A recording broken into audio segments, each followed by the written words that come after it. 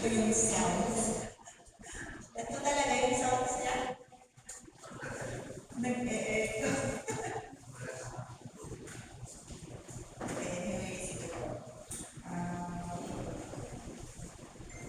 Good morning po sa ating lahat. So, today, March 5 po is gaganapin ang ating pre-bidding conference para po doon sa ating 2026 infrastructure projects. So, before anything else po,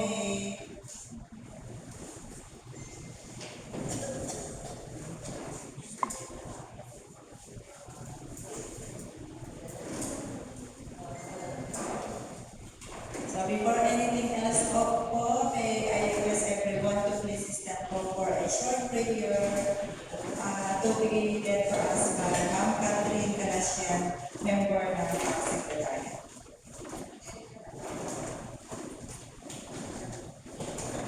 Let us all bow our heads and feel the presence of the Lord.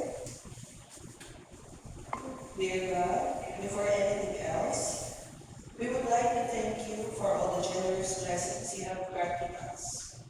Once more, we come to you to pray that you bless this prayer meeting conference. May you bless the BAC and the TWG members and the secretaries so that their goals will be fulfilled. May we all realize that we must come together in your name and fulfill the goals of this activity. May we see you in each other and greet everyone as you would have wanted us. All this we ask in Jesus' name. Amen.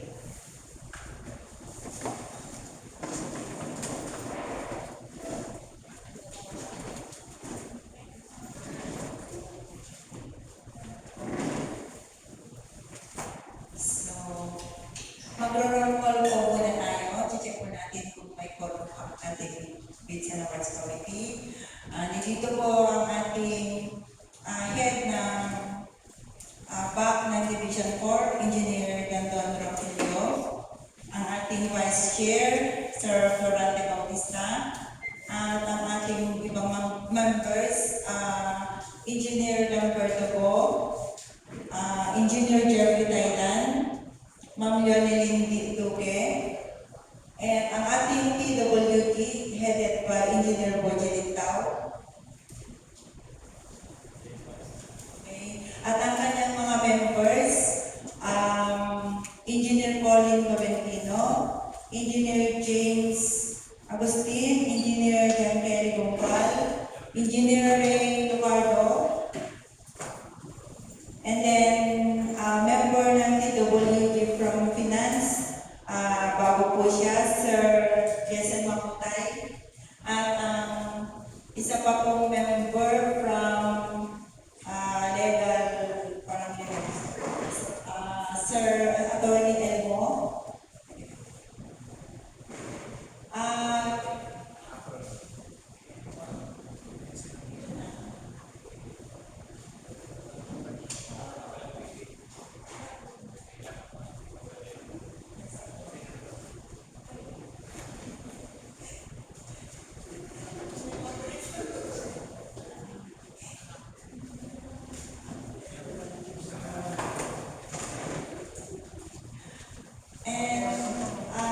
Member din sa goods naman, PWG, Sir Alex Valesteros. And ang ating mga BAC Secretariat, of course, ang ating BAC head, sa BAC Secretariat head, yours truly, Joseph Galamay. At ang mga members, Ma'am Catherine Galasien, Fatima Magaway, Engineer Faith Unlao, Engineer Christine Cabigas, Ma'am Jonah Gia, and ayun na po. At ang ating mga observer, nasa din po ang ating COA representative. Good morning po dyan sa COA. Ang ating FIAD President. Good morning, sir. Thank you po sa pagpunta. Sir Ronaldo Olivera, ang ating PF4 President. At ang ating representative from PAI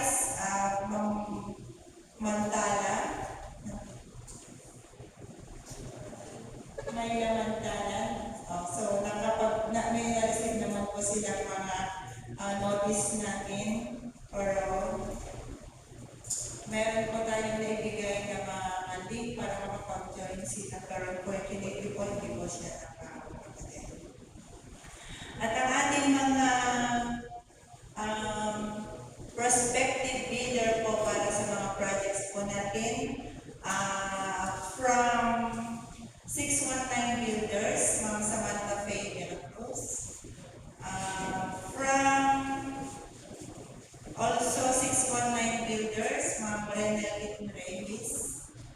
From JR Maloloya Design and Construction, represented by Saisa May Lazaro and Tricia May Corallo. And then from AGT Builders, represented by Ma'am Joanne Milan. Then sa Mizra, liaison officer ng Mizra, Sir Jovito Bartolome. And from YZP Builders, Marianita Ilaya. So sila po ang ating mga prospective bidders for today. Sir, at saka dito din ang amo ng RCPS Construction and General Merchandise, Sir Raul Sawit and Ma'am Rowena.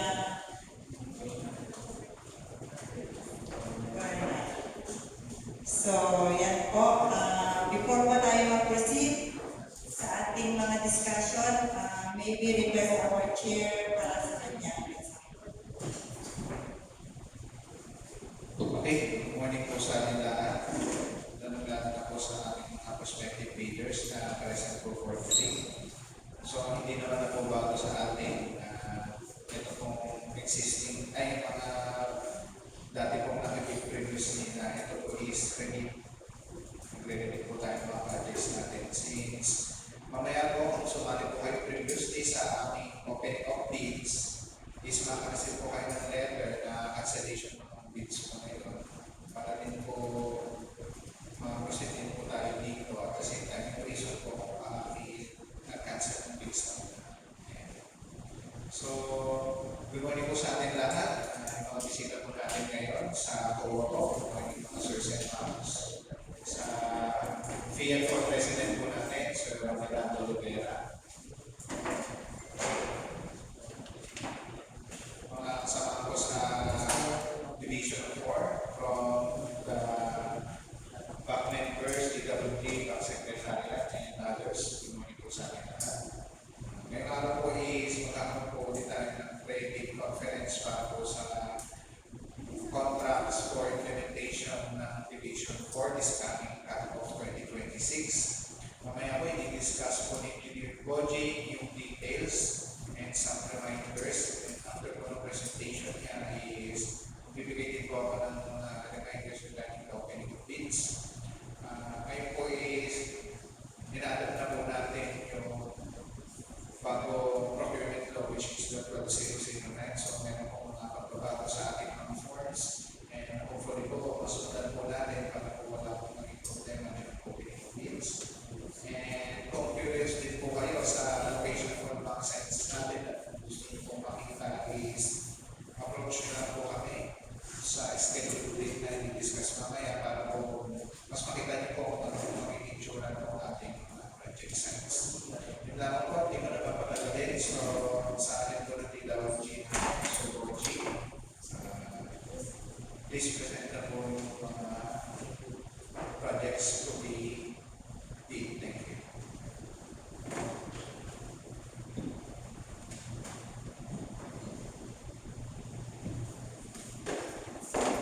So, hello po, good morning po sa ating lahat. Ito po yung mga projects na ating pong bibid for the CY 2026 projects.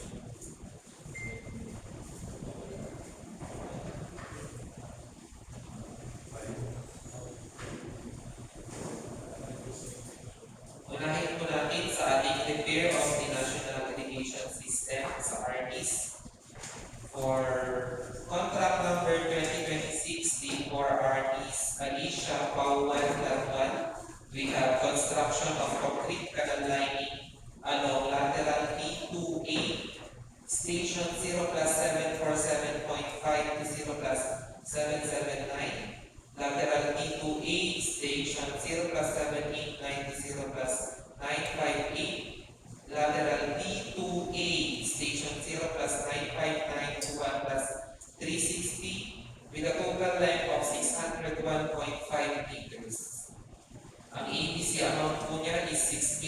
1,837,992.80 with a contract duration of 45 calendar days and category C or D in general engineering, small D in irrigation or flood control for the vacant license. So, ito po yung kanyang manpower and equipment requirements. Meron pong 7 units of concrete mixer, 1 bagger po yun. 3 units of backhoe with 0.8 cubic meter capacity.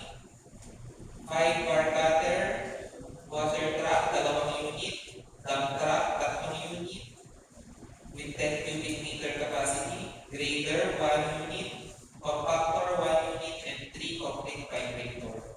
So, sa manpower requirement, isang project manager, isang project engineer, isang materials engineer, isang safety officer na SO3 at isang foreman with at least 3 years of experience. Sa foreman po, sa lahat, and then yung sa foreman is 1 year experience. Ito po yung kanyang pictures nung D2A canal, yung before po na sa municipality of Alicia. Next contract, yung PAW 1 Lot 2, construction of complete canal lining along D2, station 3 plus 867 to 4 plus 322, total length of 455 meters. Ang kanya pong ABC is 14,620,171.79. Contract duration is 45 calendar days. Income is category C or D in general engineering, small D in irrigation or flood control. So, ito naman po ang kanyang manpower and equipment requirements. 7 unit na concrete mixer, 1 bagger, 3 units of backhoe, 5 na bar cutter, 2 water truck, 4 na dump truck, isang grader, isang compactor, at 4 na concrete vibrator. So sa manpower requirement, 1 project manager, 1 project engineer, 1 materials engineer, isang safety officer na SO3 at isang foreman. Then, yun po yung kanyang minimum years of experience. At least 3 years po, then sa foreman is 1 year. Ito naman po yung kanyang picture po ng kanal. Malaki po yung kanal dito sa may video. Next project. With contract number 2026 P4 RDs, the Municipality of Angadanan, PAW 2 Lot 1. Construction of concrete canal lining along PSMC or Pumping Station Main Canal, Station 2 plus 176 to 2 plus 2, 2 plus 563, total length of 387 meters. Ang kanyang ABC is 7,151,652 and 7 centavos. Contract duration, 45 calendar days. The pickup po niya is category C or D, general engineering, small D, irrigation or flood control.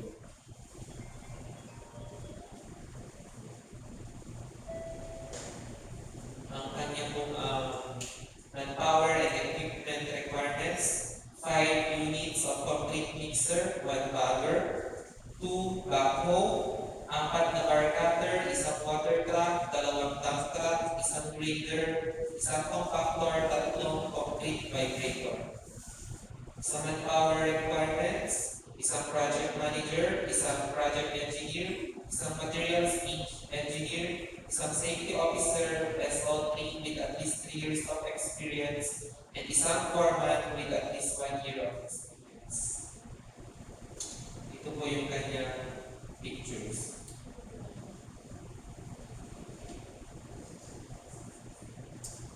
Next project. Contract number 2026 P4 RDs, the Municipality of Cabanatuan, PAW 3 Lot 1. construction of concrete canal lining along D3A, Station 0 plus 338 to 0 plus 486, and Station 0 plus 495 to 0 plus 848. Meron din po repair of canal structure at lateral D3, Station 1 plus 540 to 1 plus 555. And repair of the damaged elevated flume at lateral D3, Station 4 plus 393 to 4 plus 409. Total length, 532 meters. Ang kanyang APC is 4,749,188.35 with contract duration of 45 calendar days. Pickup, category C or D, general engineering, small B, irrigation or plant control. Sa manpower and equipment requirements, 4 na complete mixer, 1 bagger, 2 backhoe, 4 na bar cutter, 1 water truck, 2 dump truck, 1 grader, 1 compactor at 2 concrete vibrator. Sa manpower requirements, 1 project manager, 1 project engineer, 1 materials engineer, 1 safety officer, SO3 with at least 3 years of experience at 1 foreman with at least 1 year experience. Then po yung picture ng kanal na gagawin sa D3. Next project, construction of complete canal lining along Ladeco Supply Canal. Still in the municipality po ng Cabanatuan, Pau 3 Lot 2. Station 0 plus 35 to 0 plus 200. Total length of 165 meters. Ang kanyang ABC is 3,833,820.52 centavos. Contract duration, 45 calendar days. Pickup, category C or D, general engineering, small B, irrigation, or flood control. Manpower and equipment requirements, 4 na complete mixer, 1 bagger, 1 backhoe, 3 bar cutter, 1 water truck, 2 dump truck, 1 grader, 1 compactor at 2 complete vibrator. Sa manpower requirements, 1 project manager, 1 project engineer, 1 materials engineer at 1 safety officer SO3 with at least 3 years of experience and 1 foreman at least 1 year experience. Then yan din po yung kanal na gagawin.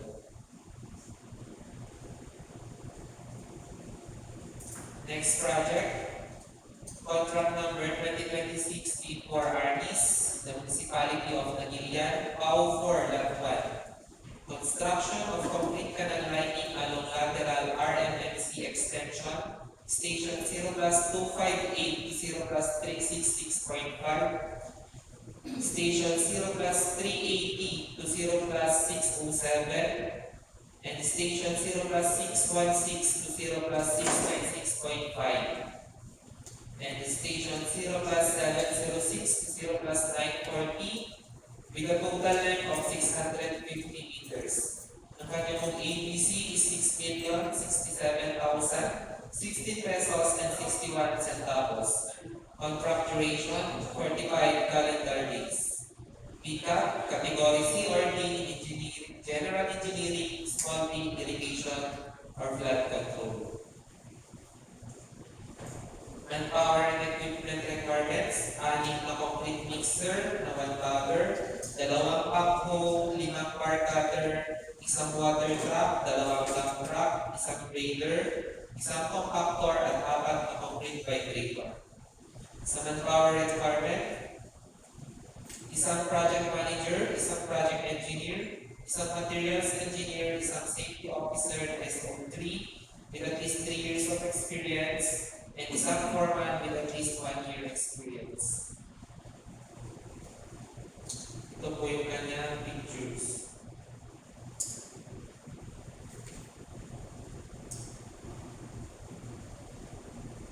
Pau 4 Lot 2, still in the municipality of Nagilian, construction of complete canal lining along RM RM4, Station 0 plus 865 to 0 plus 969. Total length 104 meters with ATC of 2,520,526 pesos and 48 centavos. Contract duration is 45 calendar days. BTAC Category C or D, General Engineering, Small E in Irrigation or Flood Control. Manpower and equipment requirements. Apat sa equipment, apat na complete mixer na 1 bagger, 2 backhoe, 4 na bar cutter, 1 water truck, 1 dump truck, 1 grader, 1 compactor at 3 concrete vibrator. Sa manpower requirements, 1 project manager, 1 project engineer, 1 materials engineer at 1 safety officer with SO3, at least 3 years in experience, and 1 foreman with 1 year experience. Ito po yung kanyang pictures.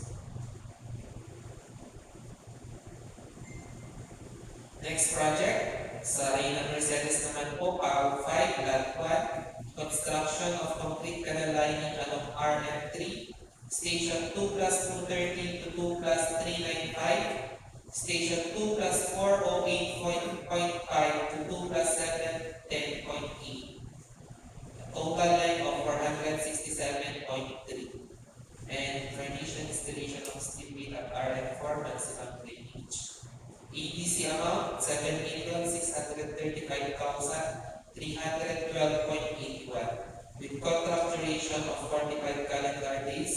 Category C or D in General Engineering, Small B in Irrigation or Flood Control.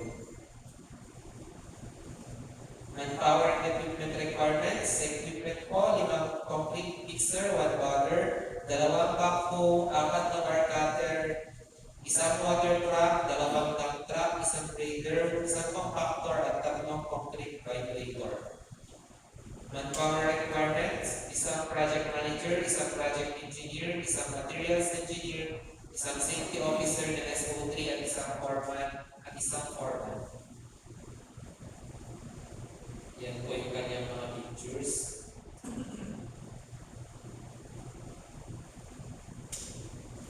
Next, sa Municipality of San Mateo, PAO 6, Lot 1, construction of complete canal lining along lateral D3, Station 0 plus 234 to 0 plus 757.8, and Station 0 plus 774.8 to 0 plus 779.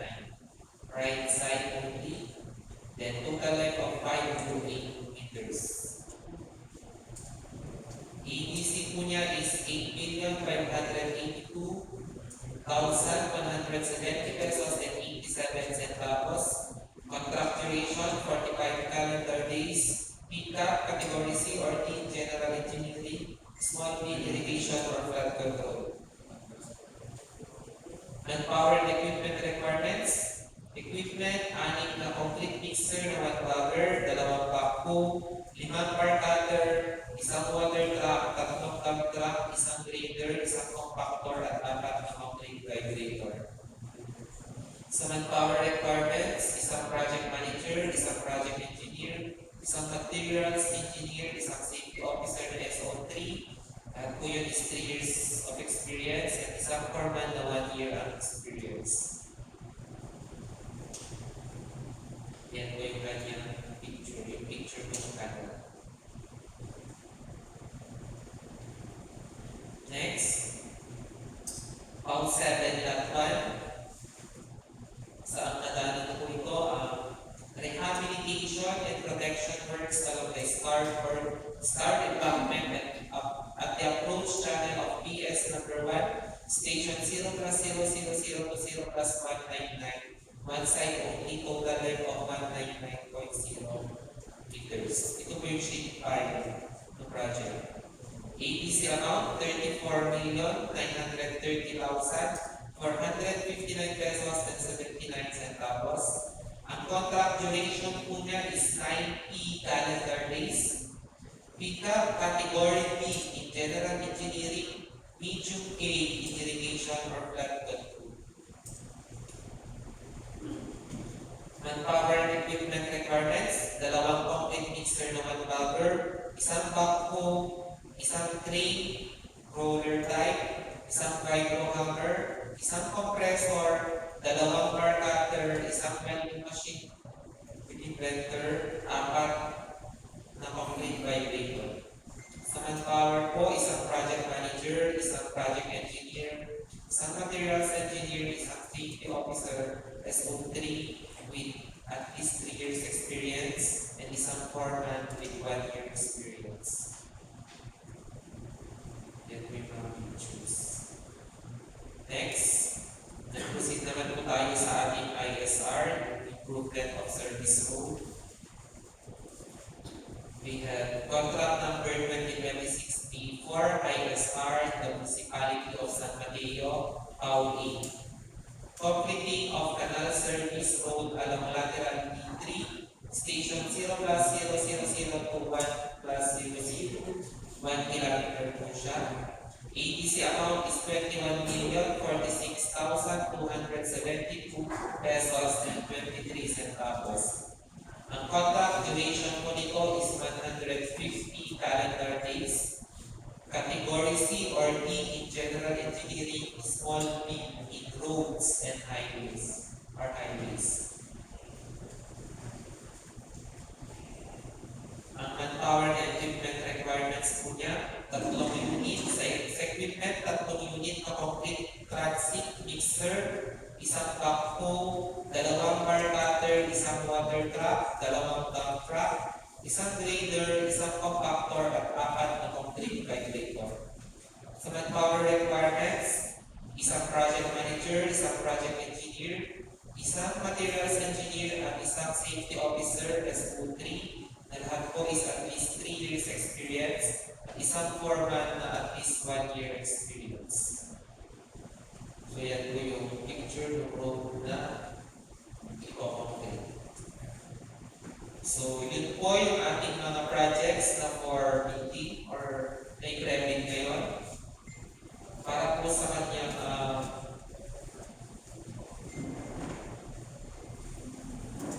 timeline. Na-advertise po siya noong February 25, 2026 and ngayon po yung kanyang credit, March 5, 2026. Ang deadline po ng submission is March 17, 2026, not later than 8:30 a.m. Ulitin po, deadline of submission of bids, March 17, 2026, not later than 8:30 a.m. And at 9 a.m. naman po is yun na po yung bid opening. Ang venue po niya is dito pa din po sa Nia Maris Division 4 Training Center ng Tibuno, Kawayan City, Isabela.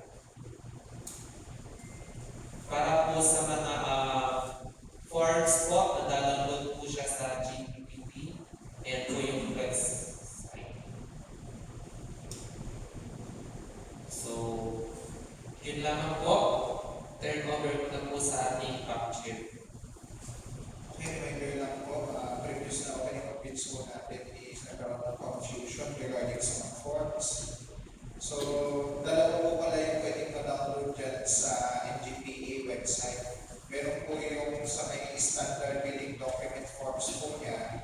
Tapos, meron yung separate lang na bid security, meron po omnibus. So, as per back secretariat po natin at yung gumagawa po ng bid docs, kung gusto niyo po magka-e-copy no, check niyo lang po yung bidding documents pag pumili po kayo. At the same time, yung downloadable po, yun lang po yung i-download nyo yung same na nasa bidding documents. To prevent confusion na rin po. At iba-iba po kasi yung forms. Although valid po, is mas maganda isa lang po yung magamit natin na forms para hindi po natin karoon ng problema during bids. So nakikita niyo po, medyo malabo po yung presentation natin. Ano po? Mas malinaw po yan kung bumili kayo ng TikToks.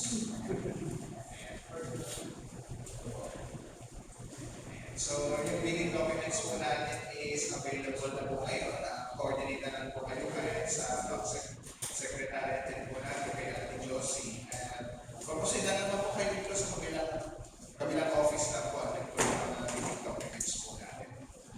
So pagka-coordinate nyo po sa kanila, bibigyan nila po kayo ng mga steps kung paano po i-secure yung billing documents.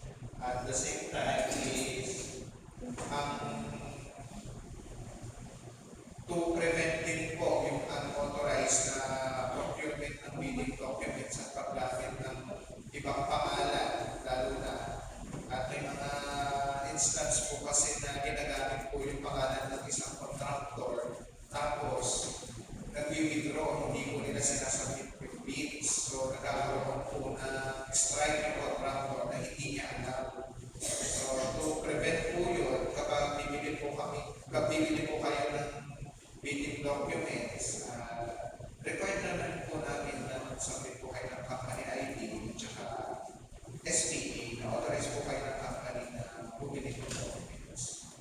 Although hindi naman po required sa ating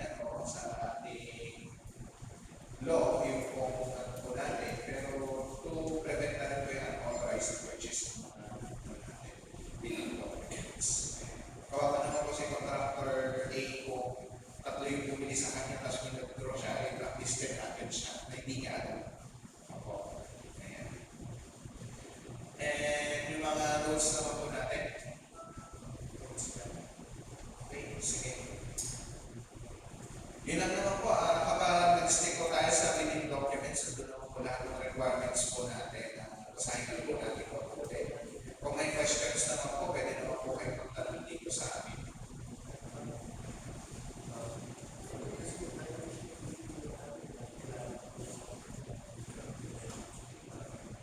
Correction po sa timeline po natin. PAW numbers 1 to 6 is March 17 ang opening of bids. PAW 7 and 8 is March 18 opening of bids. Mistake lang po. March 17 is PAW 1 to 6. PAW 7 to 8 is March 18. Same time po, 8:30 deadline.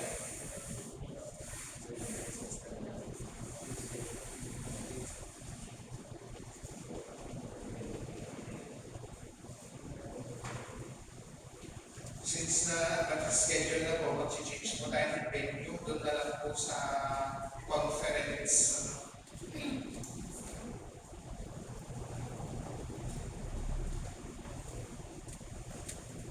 So, nagkaroon po ng conflict sa basta isabi ko na po yung bidding documents niyo po na March 17 before 8:30 a.m., March 18 before 8:30 a.m. Basahin po natin ang oras is yung biometrics po natin dito sa office. So, double check na lang po yun. Okay, please take note din po yung mga notarized na mga natin. So, always fill po natin yun. Sa mga forms naman po natin na not applicable, always po i-NA natin yun sa bid form naman po. Ilagay nyo na lang po is 0 kung wala po tayong discount offer. Ayan. 0 or dash, whichever is applicable. Basta wala po tayong iiwan na blank space sa mga forms po natin. Ayan.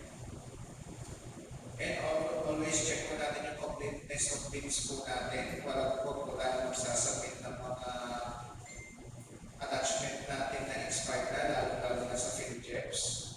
Ngayon naman po, hindi na po natin problema yung mayor's permit kasi sigurado naman po ako kung lahat na po kayo is may mayor's permit. Yes, sir. Yes po. Sir, sa pick-up po, nakapasas pa lang po kasi yun. Expired na ba? Expired po. Automatic po kasi disqualified kapag hindi mo original copy ng pick-up at may ilagay po. Buti po sana kung before March 17, ay March 17 is valid pa siya, okay lang na isang sana yun. Pero kung before March 17 expired na siya, wala ka gumamit ng original copy, automatically madi-disqualify po kayo kapag ganyan. Kahit nakabayad pa lang sir. Opo, kahit nabayad po kayo sa pick-up, ang dinare-require naman po ng office is yung pick-up license certificate po, hindi po yung kaya.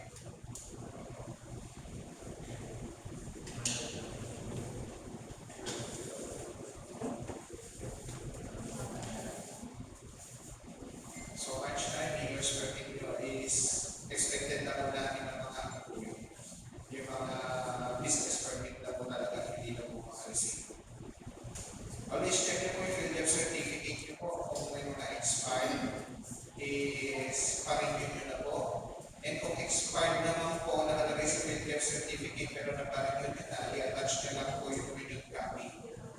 Kung expired sa PhilJeps certificate. Siyempre, iba naman po yung expiration ng attachment. Yung photo at saka yung mismo PhilJeps certificate. So, magkakaroon po ng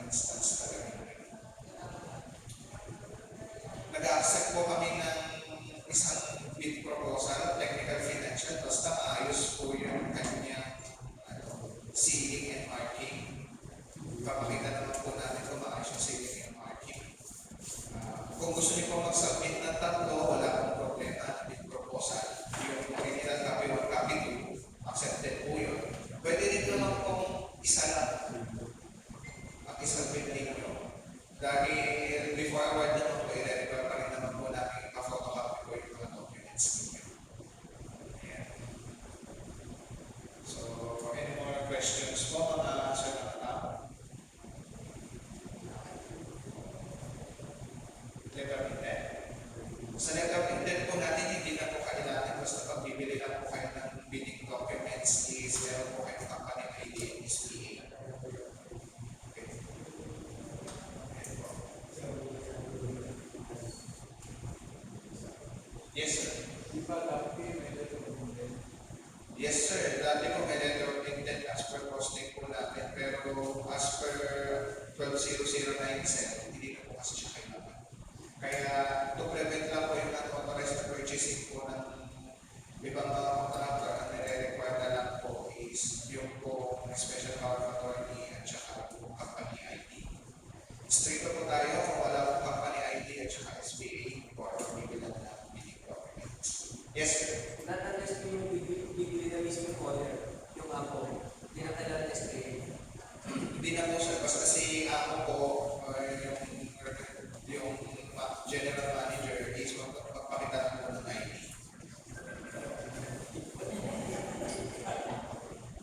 Preferably company ID dito.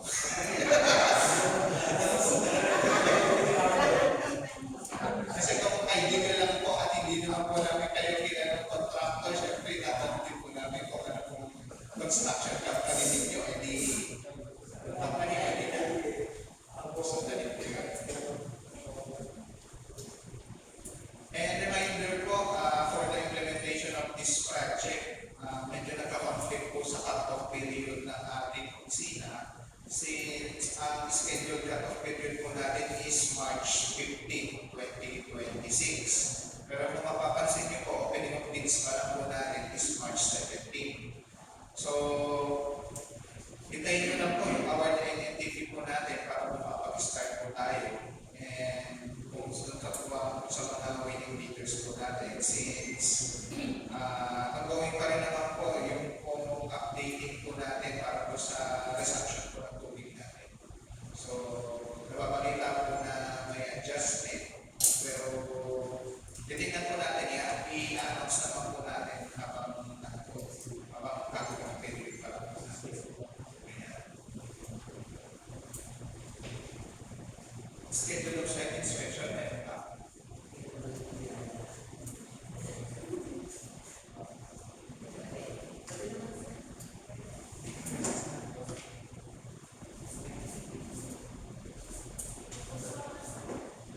Bigyan po natin yung within to week kung may mga viewers po na gusto makita kung ano yung mga site dito. Coach, balik mo nga sa Power Lot 1.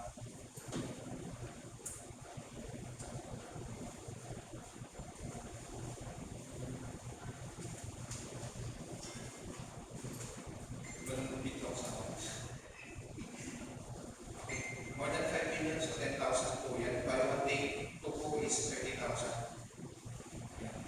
Bili po kayo ng isang take 2 po, 30,000 na yan.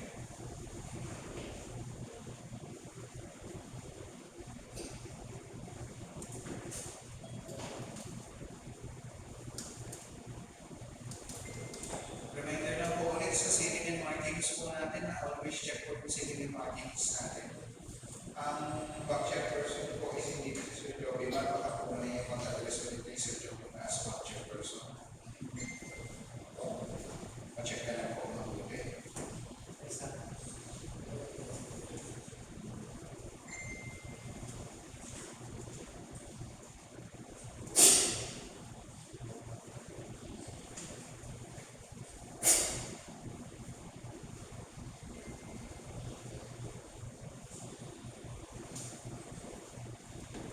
Okay, pwede po kami mag-schedule bukas ng site inspection para po sa mga gusto mo sa mga site nila. Proceed na po kayo dito ng 9 a.m. 9 a.m. po ang alis. Opo. Ang magiging ruta po is kahit hindi po ninyo gusto puntahan yung site, isa